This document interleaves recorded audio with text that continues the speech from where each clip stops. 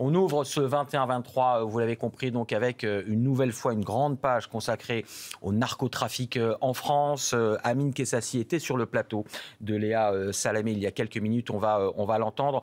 On va parler de ces réseaux de gangs, de cette omerta, notamment à Marseille, mais pas seulement à Marseille, parce que vous allez voir que les réseaux marseillais s'exportent, y compris dans d'autres pays européens. On ira notamment en Belgique. Comment lutter? Faut-il avoir une pénalisation accrue des consommateurs? Emmanuel Macron qui rappelle que le narcotrafic, c'est aussi la responsabilité des bourgeois des centres-villes, manière de dire que tout le monde consomme, quelles que soient les catégories socio-professionnelles.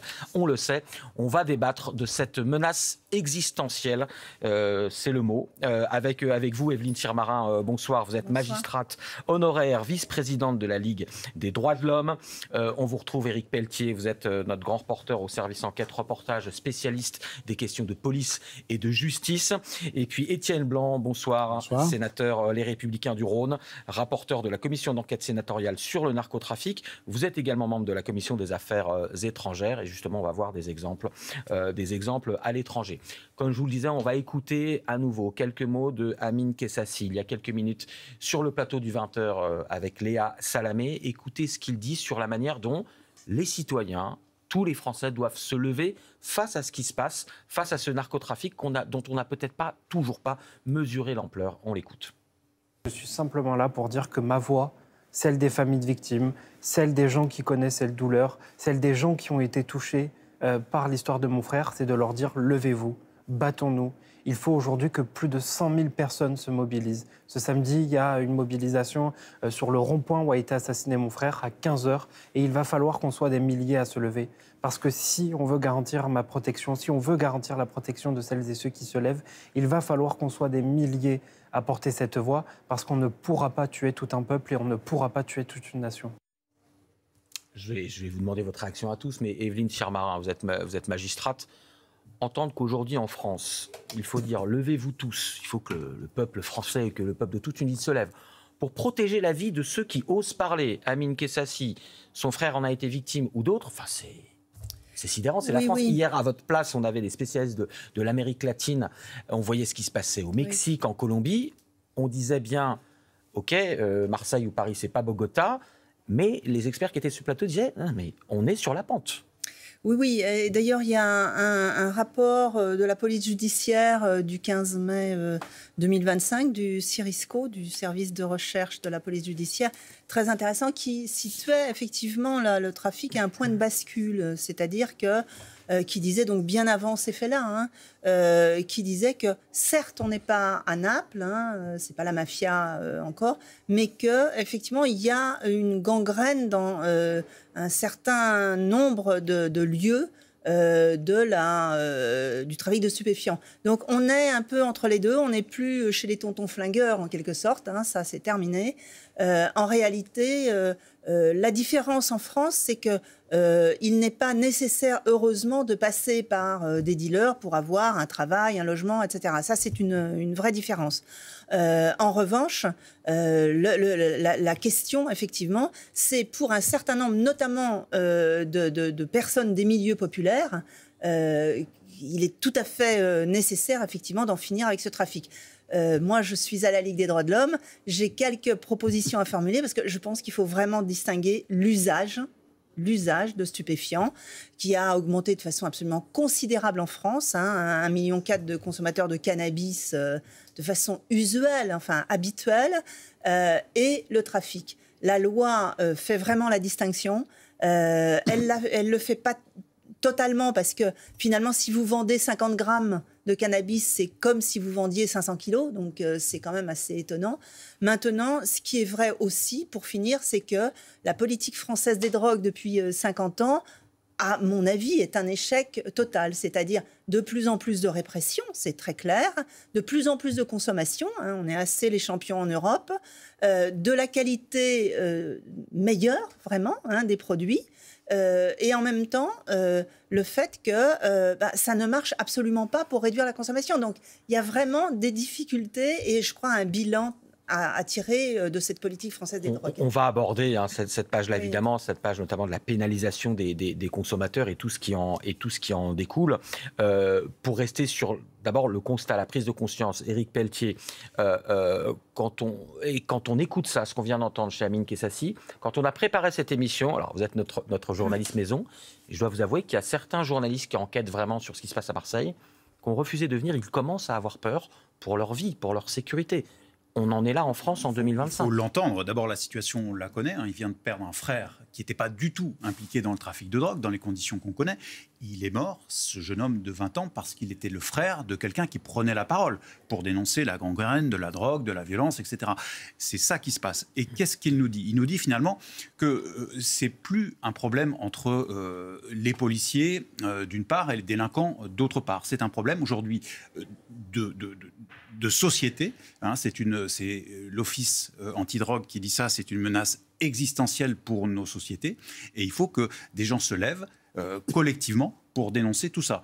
C'est un tout. Il y a le répressif et il y a aussi la réaction de la société civile. Et ça, c'est une marque d'une société qui, dans certains quartiers, est en train de se transformer en société mafieuse. Lui, il vit, lui, l'a vécu, lui a perdu un autre frère dans des règlements de compte. Il est légitime à le dire et aujourd'hui, il faut l'entendre, il faut l'écouter.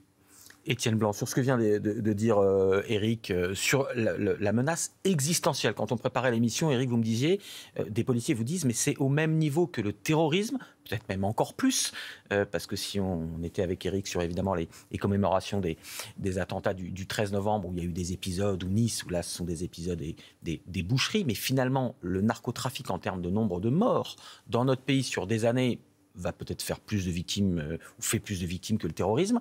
Est-ce que les politiques, alors vous faites partie d'une commission d'enquête sur le narcotrafic, mais est-ce que vous pensez que le monde politique, d'une manière générale, a pris conscience de cette menace existentielle ? Je pense que le rapport qui a été fait au Sénat avec Jérôme Durin est un rapport qui a éveillé les consciences, incontestablement. Il a été au cœur du débat, moi je vois sur tous les plateaux de télévision, dans la presse. Il avait un avantage, ce rapport. C'est que d'abord au Sénat, une assemblée où on se parle, on arrive à trouver un consensus, on a abordé tous les sujets. Et l'autre avantage de ce rapport, c'est qu'il a pris le sujet de la base, c'est-à-dire de la consommation, les parties de ce qui se passe dans nos rues, des points de deal, des charbonneurs, etc., jusqu'au sommet, aux organisateurs de ces entreprises. Et ce qui est frappant, c'est de constater aujourd'hui que pendant des années, on a laissé ces entreprises prospérer. Moi, je me souviens, j'étais avocat sur la frontière franco-suisse, j'étais maire de Nivonne-les-Bains, j'étais avocat dans le secteur. Nous avions des affaires de stupéfiants, mais c'était un peu de l'artisanat, c'était local. Là, maintenant, c'est des entreprises de grande distribution. Le deal, c'est comme Carrefour ou Lidl. Vous avez un organisateur, qui est l'actionnaire principal, puis des clients, et il faut organiser toute une chaîne de distribution. Et la puissance de ces entreprises est devenue absolument gigantesque. 7 milliards de chiffre d'affaires. Le budget de la justice, il est à 10 milliards. C'est 70% du budget de la justice. C'est 2 fois celui de la culture, peut-être même 3 fois celui de la culture. Et dans le budget de la justice, il y a les magistrats, il y a la pénitentiaire, il y a les greffes. C'est gigantesque. C'est entre 200 et 250 000 personnes qui travaillent. Parfois, très peu. Je surveille, je transporte, etc. Et puis mais c'est des volumes. Hier, Pascal Drot, qui est un spécialiste de l'Amérique latine, nous disait la cocaïne, au niveau mondial, il ne parlait pas que de la France, mais c'est 1500 milliards. C'est à peu près le budget de la France, 7e, 8e puissance mondiale. 1500 milliards. C'est ça. Donc avec cet argent gigantesque, vous avez la possibilité de corrompre et vous pouvez vous attaquer à l'État. Et pourquoi vous vous attaquez à l'État ? Parce que l'État, c'est l'institution qui peut fragiliser votre entreprise, qui peut vous empêcher de gagner de l'argent. Donc, avec un système très bien organisé, vous corrompez, vous affaiblissez l'État. Aussi, et il faut le dire, vous vous attaquez à tous les maillons faibles de votre entreprise. Le jeune qui veut quitter le réseau, qui dit moi, ça suffit maintenant, je m'en vais. Il est enlevé. Il est parfois martyrisé, il est parfois exécuté parce que c'est le maillon faible. Voilà. Ces entreprises sont d'une puissance extraordinaire. Et pour répondre à votre question, je trouve que nos sociétés ont réagi beaucoup trop tard. On les a laissés grandir, on les a laissés prospérer. Peut-être aussi parce qu'on a moins contrôlé les frontières. Je regardais un chiffre qui est très important pour prendre la dimension. Le commerce mondial, aujourd'hui, c'est la règle. On contrôle moins de 2% des containers qui circulent dans le monde. Ah. On contrôle 10% en France et en Europe de ceux qui arrivent d'Amérique du Sud, mais de ceux qui circulent dans le monde, on contrôle moins de 2%. Et ça, ces entreprises, elles l'ont comprise. Donc, parce qu'on ne peut pas forcément contrôler plus. De toute façon, il faudrait des moyens colossaux. Il y a des moyens pour contrôler plus, et c'est ce dont il faut parler. C'est que maintenant, on a des systèmes de scanners, on a des systèmes de capteurs qui rentrent dans les conteneurs, qui permettent de trouver les molécules de drogue. Puis on a l'intelligence artificielle, et puis on a les systèmes de surveillance des océans qui vous permettent, depuis le ciel, de savoir ce que font les bateaux quand ils se croisent, quand il y a des mouvements un peu suspects, ceux qui interrompent leur système de détection pour faire des opérations douteuses. Donc voilà, il faut prendre conscience aujourd'hui qu'on a en face de nous des entreprises absolument gigantesques qui sont parfois plus importantes que les États. Et qui ont donc une puissance financière. Alors, on ne va pas revenir...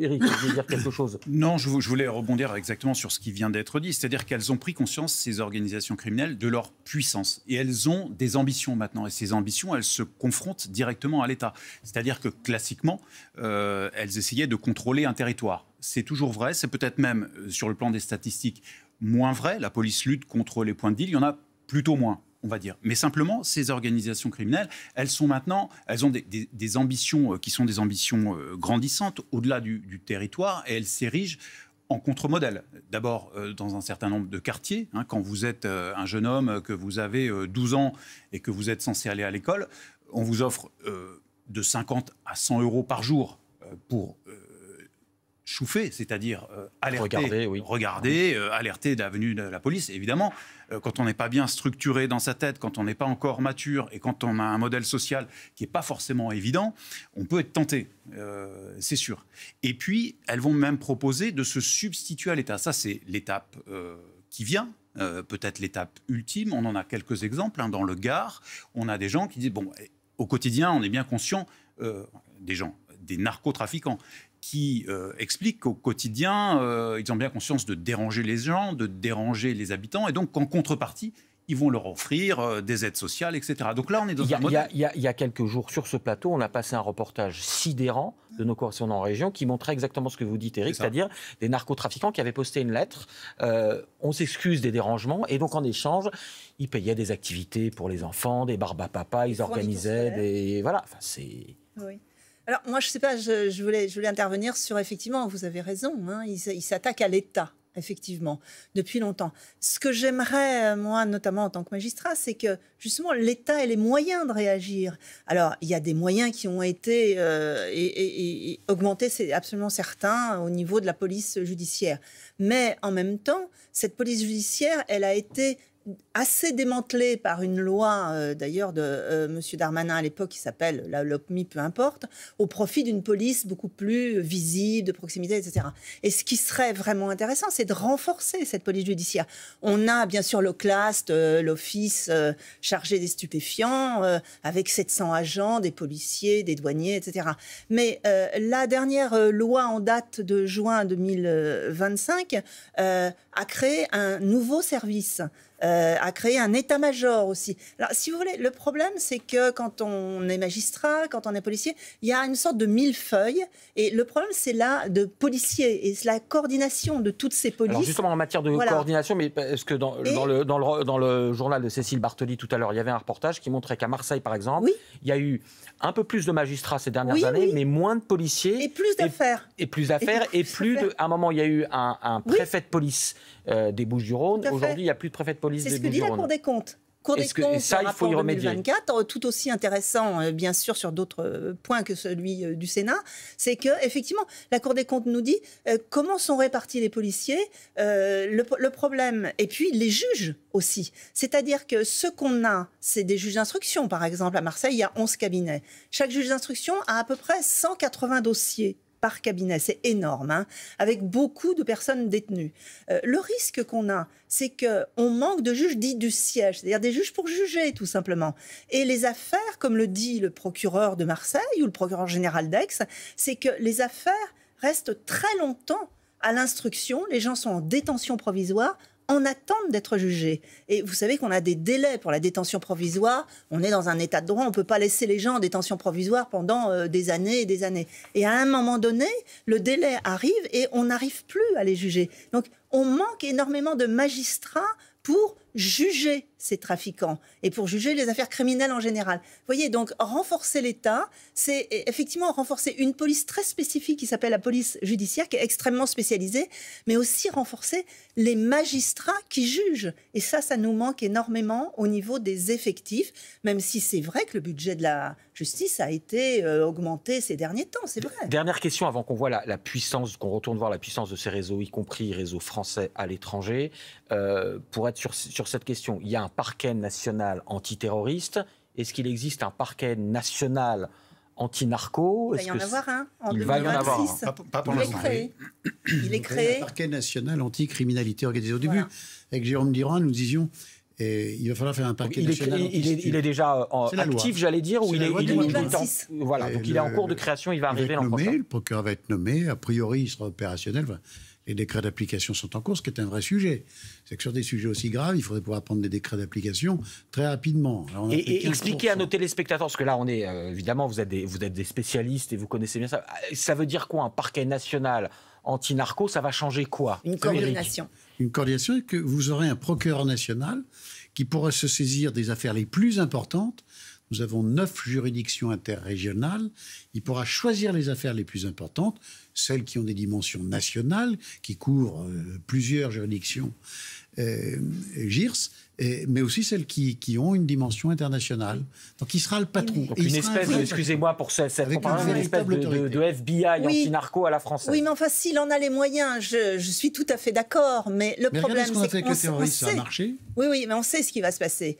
C'est-à-dire les plus grosses affaires, elles vont aller évidemment au parquet national anti-criminalité organisée. Et puis, comme ils seront saturés, on sait bien comment ça marche, ça va descendre au niveau des juridictions internationales spécialisées, qui sont extrêmement saturées aussi, et ça va redescendre au niveau des parquets locaux. Ça, on sait très bien que si on ne met pas davantage de magistrats, ils vont être complètement débordés tout de suite. Éric Pelletier. Non, en tout cas, la logique, elle peut se comprendre. C'est-à-dire, quand on parle de menaces existentielles sur une société, c'est au même titre que le terrorisme, par exemple, si on fait un parallèle. Et là, s'agissant du terrorisme, on a un référent, une personne qui, au niveau national, centralise les dossiers. Donc là, on aura, pour les dossiers les plus importants, des dossiers qui seront centralisés. Vous expliquiez avec raison que les cabinets d'instruction dans les différentes juridictions sont submergés par le nombre de dossiers.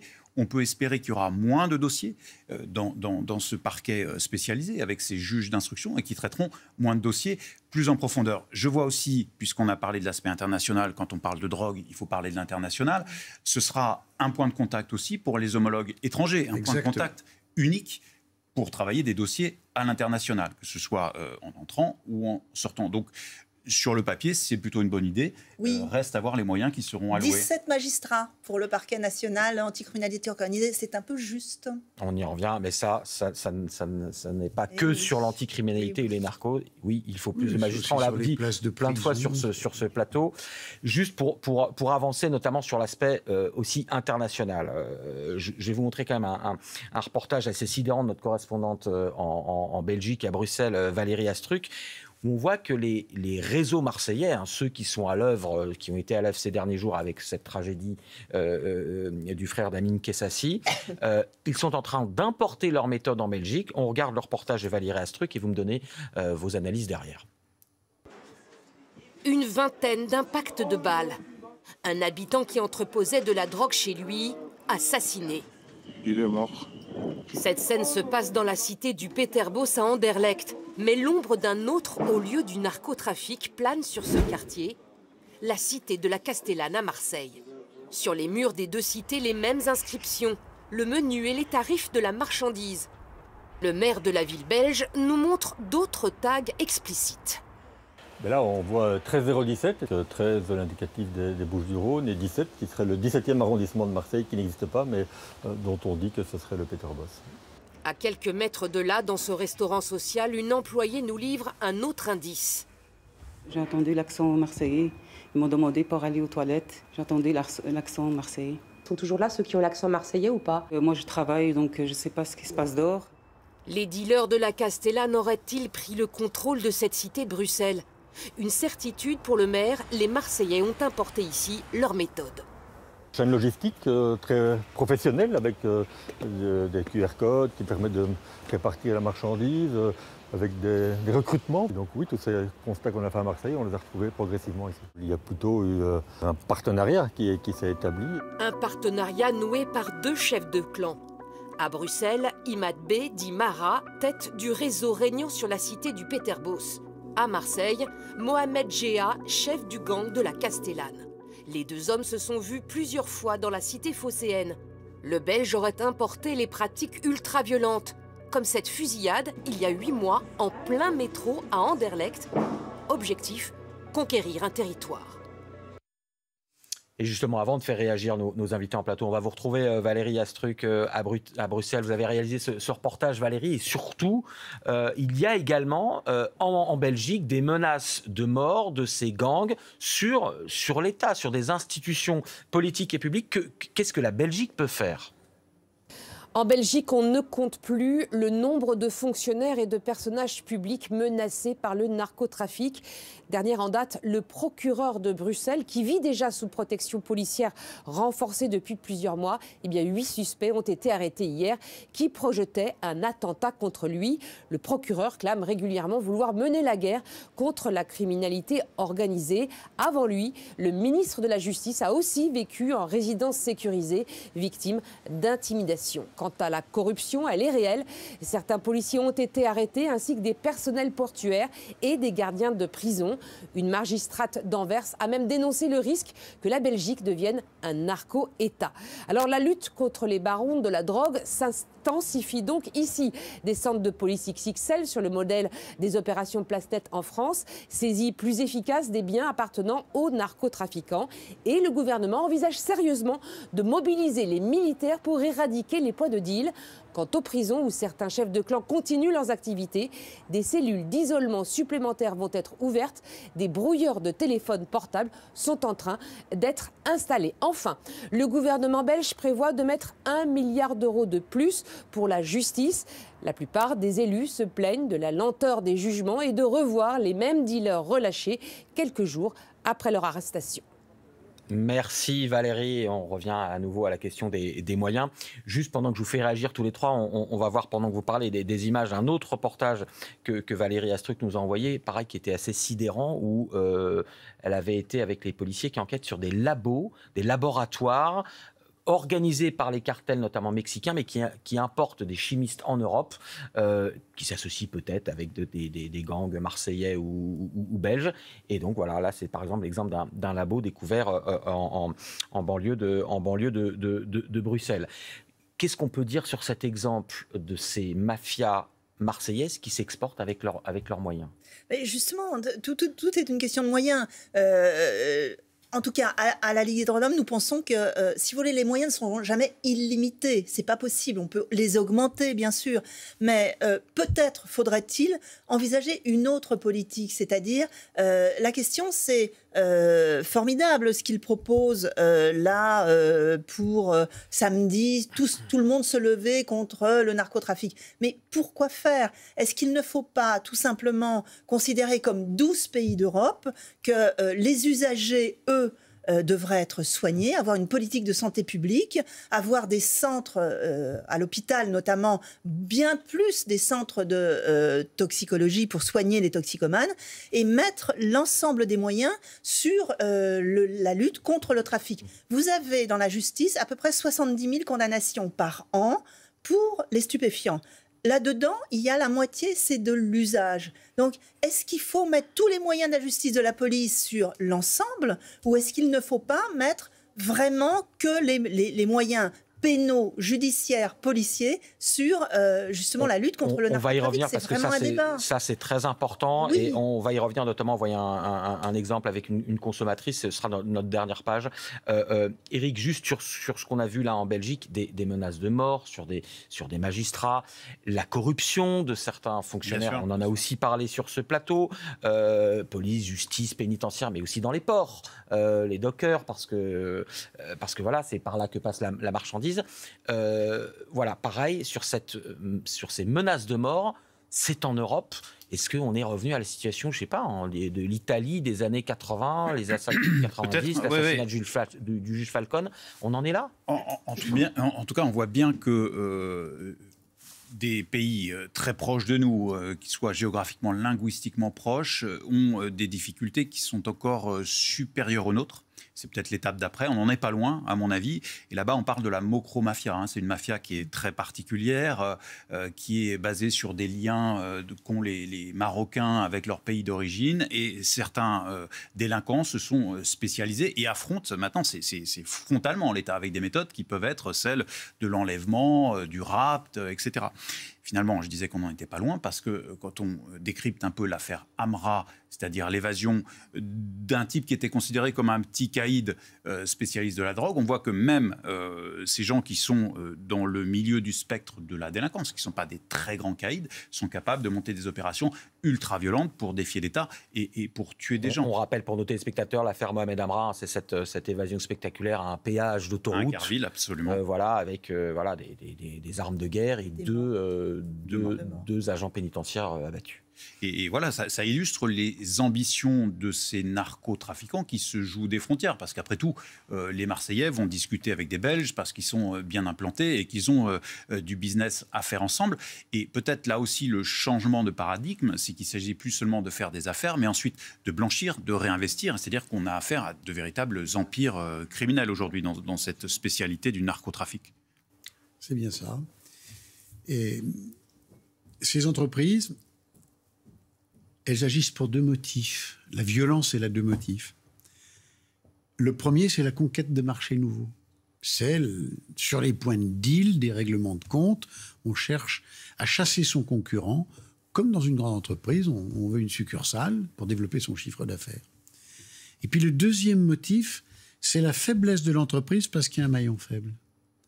Vous avez dans tout ce circuit entre le consommateur et l'organisateur, vous avez une foule de personnes qui travaillent, je redis le chiffre, le nombre, pardon, on est entre 200 et 250 000 personnes.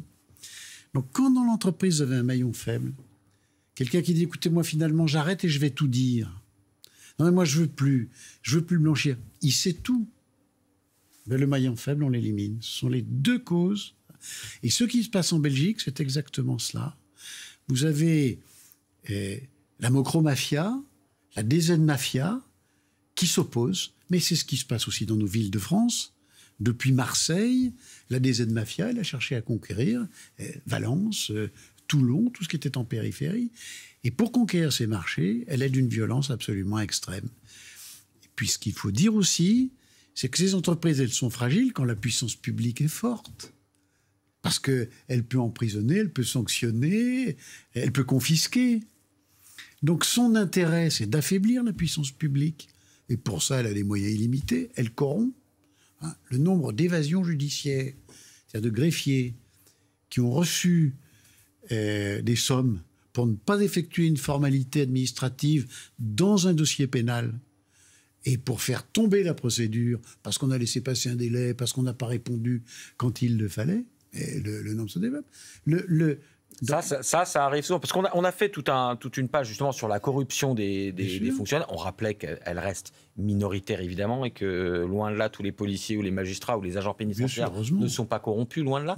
Mais quand même, donc les greffiers aussi, voilà, oui. On ne fait pas une procédure, là, c'est pas donner un renseignement énorme, ou c'est pas faire un acte qui a l'air hyper grave, mais juste... C'est la consultation des fichiers. Vous avez un agent qui va donner des informations parce qu'il a accédé aux fichiers des personnes recherchées, des voitures volées, etc. Moyennant une rémunération. C'est sur les ports, le docker qui va fermer les yeux, douanier qui a fermé les yeux sur le déplacement d'un On conteneur. diffusait l'extrait de nos confrères de complément d'enquête hier sur ce plateau. Un policier disait, anonymement, 500 € le renseignement. Hein, juste le renseignement. Le déplacement d'un conteneur, c'est 50 000 €. 100 000 € sur nos objectifs que vous avez donnés à Anvers ou Havre. Voilà, donc à ce moment-là, vous affaiblissez le moyen de résister à cette pression du crime. Et eux, c'est leur stratégie. Et ils sont extrêmement performants. Alors après, il y a ce qu'on appelle les narco-États. Les narco-États, ce sont des États dans lesquels c'est le pouvoir des narcotrafiquants qui s'est substitué à la puissance publique.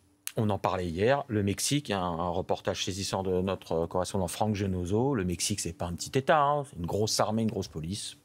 Ça y est, Oui. Les narcos sont aux commandes. Un greffier, un agent pénitentiaire, on gagne à peu près 2 000 € par mois. Donc c'est effectivement très facile de promettre des sommes faramineuses. Il y a effectivement un certain nombre d'affaires. Heureusement, la plupart des greffiers sont parfaitement honnêtes.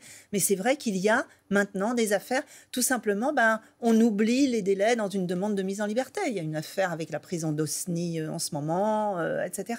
C'est la manière de... Et donc, erreur de procédure. Une erreur de procédure, oui. Relâché. Mais oui. C'est ce que l'on a appelé dans notre rapport les signaux faibles. Les signaux faibles. Vous avez raison, il n'y en a pas tant que ça. Il y en a peu. Mais ce sont des petits signaux. Et quand vous les additionnez les uns aux autres, vous arrivez à cette déclaration qui nous a été faite par des magistrats mexicains qui disent « Non, la France, vous n'êtes pas un narco-État. » Mais attention, il y a un certain nombre de signes qui laissent entendre que vous êtes sur la mauvaise pente. Y compris, donc réagissez très très vite. Y compris la corruption qui longtemps a été sans doute sous-évaluée et qu'il va falloir réévaluer. Maintenant, on polarise un peu enfin l'attention sur ces points de fragilité. Ce n'est pas forcément une taupe au cœur de l'État qui va livrer tous les secrets. C'est un greffier, une greffière qui va oublier un acte. Ça va être une petite consultation de fichiers, ça va être un contact au bar, etc. Et tout ça mine une société mis bout à bout. Et puis il y a cette violence dont vous parliez, cette violence de la conquête, mais il y a un autre aspect qu'on voit à l'œuvre aussi dans la violence, c'est la violence de la communication. C'est des organisations qui mettent en scène leur violence pour faire peur, mais aussi pour fédérer des gens. Il y a des jeunes gens qui sont fascinés par cette violence morbide.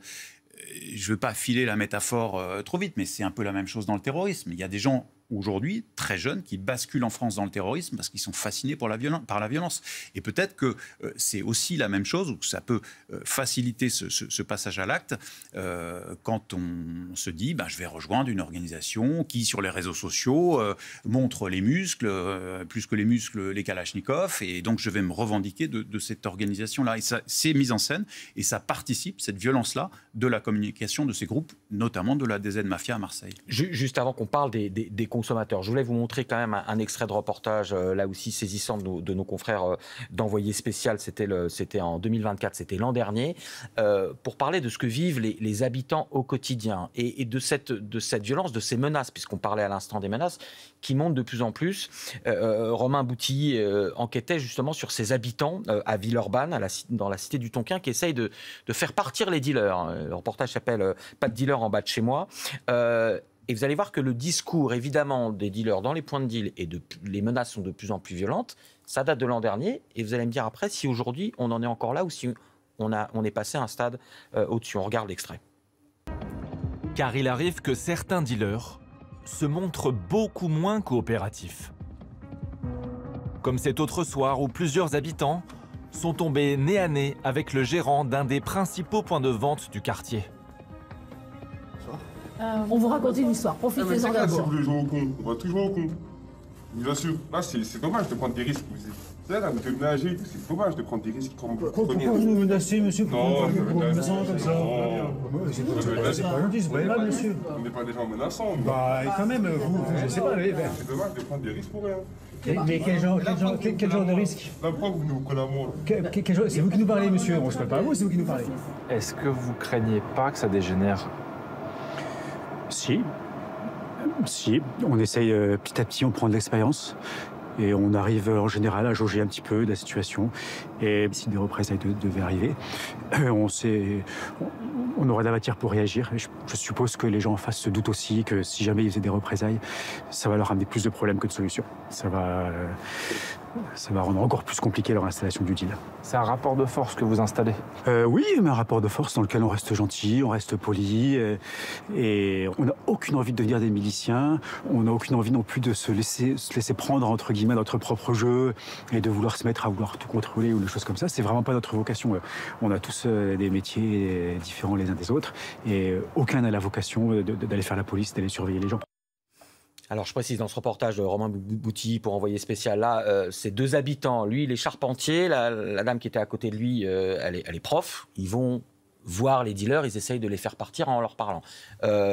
Ça date de l'an dernier. Avec ce qu'on vient de voir à Marseille, ces 2 personnages, je craindrais vraiment pour leur vie.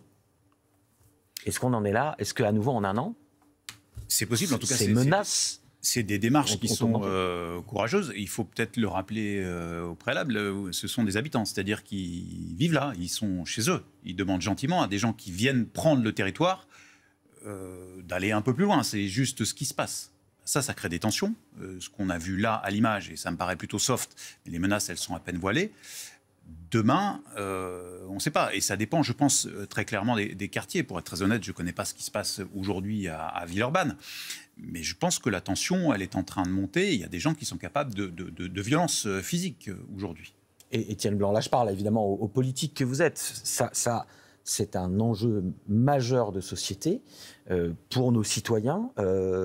Ça va aller au clash. Et la personne disait, je veux pas devenir un milicien, mais des fractures, je ne vais pas dire des guerres civiles, mais presque arrivent comme ça. Moi, j'avais été frappé quand Gérald Darmanin a lancé les opérations Place Nette. Il y avait un soutien de la population locale qui ne supportait pas, mais les opérations Place Nette, d'abord, quand vous faites une opération, souvent, les points de deal se déplacent. Et puis, dès que vous arrêtez l'opération, le point de deal revient. Donc, vous avez une exaspération des habitants. Et c'est vrai qu'aujourd'hui, il y a une véritable mobilisation des habitants contre le deal. Mais si demain, un habitant, là, c'est le frère d'un militant anti-narco, c'est le frère d'Amin Kessassi qui a été abattu. Si demain, une mère de famille, un habitant d'un HLM ou qui voulait juste préserver sa vie de famille, ses enfants, qui va voir un dealer en disant, s'il vous plaît, allez plus loin, il se prend une rafale, une balle dans la tête...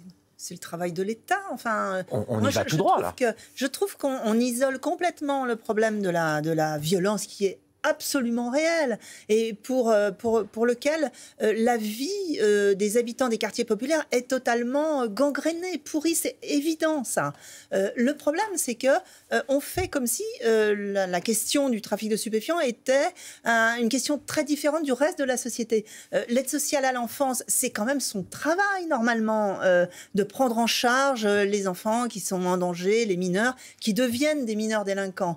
On a un rapport terrible du Conseil économique et social sur l'état de délabrement total de l'aide sociale à l'enfance. Les prisons, mais il y a une hypocrisie terrible parce que les prisons, bon, très bien, on construit des prisons de haute sécurité, etc. En prison, vous discutez avec des visiteurs de prison, vous vous apercevez que la prison n'explose pas parce qu'il y a tellement de monde en prison, surpopulation, etc. Pourquoi ça n'explose pas? À cause des médicaments que les détenus se procurent tout à fait illégalement et des stupéfiants qu'ils consomment en prison. Donc vous voyez, il y a quand même un grand problème d'hypocrisie de toute la société. Le gamin de 14 ans, parce que c'est un gamin qui a tué le chauffeur VTC de Marseille, c'est horrible ce qui s'est passé sur un contrat venant des Baumettes.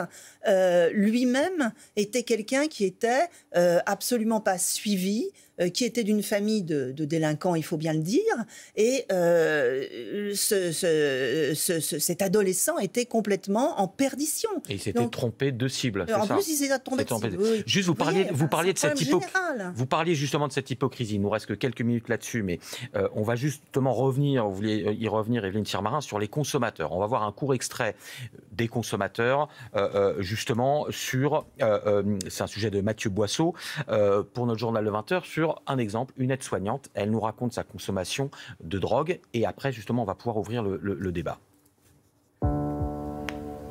Stéphanie achète de la cocaïne toutes les semaines et ne peut plus s'en passer. Là, il y a environ un demi-gramme. Cette mère de famille accepte de témoigner pour montrer que cette drogue n'est plus celle du show business, mais de monsieur et madame tout le monde. Stéphanie est aide-soignante et dépense toujours plus à cause de son addiction. Ça peut aller de 200 € par mois. J'ai déjà été dans des périodes où je suis montée à 600. Et vous avez des revenus de combien à peu près? Alors environ 1900 net. Je savais que c'était très addictif, mais je ne pensais pas à ce point-là. La cocaïne, Stéphanie l'a découverte lors de fêtes avec son ex-compagnon. Elle en prend maintenant seule chez elle, en pleine journée, dans son petit village, parfois au travail, à l'hôpital. Ça stimule, ça réveille, ça coupe la faim aussi. Ça m'aide à tenir la nuit, quoi. Et au travail, comment vous avez fait? Aux toilettes. Et vous n'avez pas eu peur de ne plus être dans votre état normal? D'un côté, voilà, j'étais un petit peu reboostée pour finir ma nuit. Et de l'autre, je culpabilisais quand même. Le nombre de consommateurs de cocaïne explose en France. 1 100 000 en 2023 selon les derniers chiffres, 2 fois plus qu'en 2017. Hypocrisie, puisque, j'allais dire, tout le monde en consomme.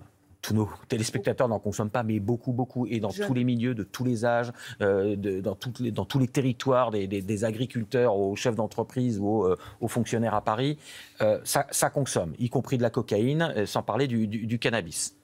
Qu'est-ce qu'on fait? Est-ce qu'au bout d'un moment, on rajoute des moyens et des magistrats et des moyens de police? Est-ce qu'à un moment, on ouvre un autre débat? On va pas avoir le temps, mais sur la consommation et la dépénalisation, puisque là on parle de pénaliser encore plus les consommateurs, est-ce que ça peut marcher? Mais sur la consommation, aujourd'hui, il faut renforcer la pénalisation. Comment ça se passe? Aujourd'hui, la sanction, c'est une amende forfaitaire délictuelle qui est de 150 €. On en recouvre moins de 30%. Quand vous gagnez 4 ou 5 000 € et que vous avez d'ailleurs peu de chances de vous faire prendre pour avoir une amende forfaitaire délictuelle. Donc vous avez un certain nombre de pays d'Europe qui ont décidé de sanctionner. Mais quand vous êtes pris en train de consommer, ça vous coûte quelque chose. Vous avez des pays, c'est très simple. On est en 2025, ils prennent la déclaration de revenus de 2024. Ils divisent par 12, ils disent vous prenez 1 mois. Et vous avez un mois d'amende, un mois de salaire d'amende. Et quand vous récidivez, vous pouvez aller jusqu'à 2 mois. Quels pays font ça, par exemple? Vous avez des pays d'Europe du Nord qui le pratiquent, et dans différents domaines, et notamment sur la circulation routière. Hein. Et moi, je pense que c'est une très Mais ils le font sur les drogues, parce que oui, on a vu des exemples sur la circulation routière, des gars en Ferrari qui font un gros excès de vitesse. Oui, une amende énorme. Mais aujourd'hui, la sanction pénale, elle est absolument dérisoire. On dit, oui, on punit. Mais on ne punit pas. Mais ça marche, les prohibitions dures ont marché dans le monde, dans l'histoire? Bien sûr, ça fonctionne. Voilà, à ce moment-là, on baisse les bras. Et baisser les bras, c'est quoi? C'est légaliser. Et quand on légalise des produits qui détruisent les neurones de gamins de 17 ou 18 ans, moi, je n'imagine pas que l'État puisse l'accepter. En plus, vous avez un véritable problème, c'est que si vous légalisez, vous avez un marché légal, vous avez des commerces. Qui est-ce qui le prend, le marché légal? C'est les narcotrafiquants. Vous allez le confier à qui, le marché légal? Eux, ils savent faire. Et avec ce marché légal, ils payent des taxes. Donc, qu'est-ce qu'ils font? Ils organisent un marché parallèle avec des drogues plus dures, moins coûteuses, parce qu'ils ne payent pas de taxes. Donc, ils gagnent des deux côtés. Alors, Evelyne Firmara, évidemment, vous voulez réagir? Juste, je précise à nos téléspectateurs, évidemment, ça fera l'objet d'un autre débat, c'est un débat gigantesque. Mais je disais, en préparant l'émission, j'avais regardé le Portugal, situation catastrophique dans les années 90, et aujourd'hui, plus maîtrisés, et ils ont dépénalisé l'usage, y compris pour des drogues dures, la cocaïne ou l'Espagne aussi, la Belgique aussi. Et donc, Evelyne Firmara, le mot de la fin, vous aviez un avis un peu différent. 12 pays d'Europe ont dépénalisé. Alors, on est d'accord, c'est pas la panacée. C'est-à-dire que ça fait pas nécessairement baisser la consommation. Les gens ne consomment pas le même produit. C'est exactement pareil que l'alcool et le tabac. C'est-à-dire que c'est des produits qui sont contrôlés, d'une qualité qui n'atteint pas la santé comme le font actuellement, parce que le cannabis actuellement, vous fumez du pneu, la cocaïne, vous prenez du plâtre. C'est ça quand même, c'est assez terrible. Et ça limite le trafic. Moi, je ne dis pas que c'est la solution extraordinaire, mais ça limite le trafic complètement illégal. Beaucoup de pays en Et des pays nouveaux aussi. L'Allemagne vient de dépénaliser, y compris, encore une fois, y compris des petites consommations de cocaïne. La culture, 3 plants de cannabis pour chaque Allemand. Bon, on n'est pas à la fin de ce débat. En tout cas, merci à tous les trois d'avoir exploré cette menace existentielle. Vous nous disiez, Éric Pelletier. Vous reviendrez notamment nous parler des suites, des moyens. Et peut-être qu'on reparlera de la dépénalisation. On n'a pas fini ce débat-là. Merci à tous les trois. Bientôt 22h dans quelques secondes.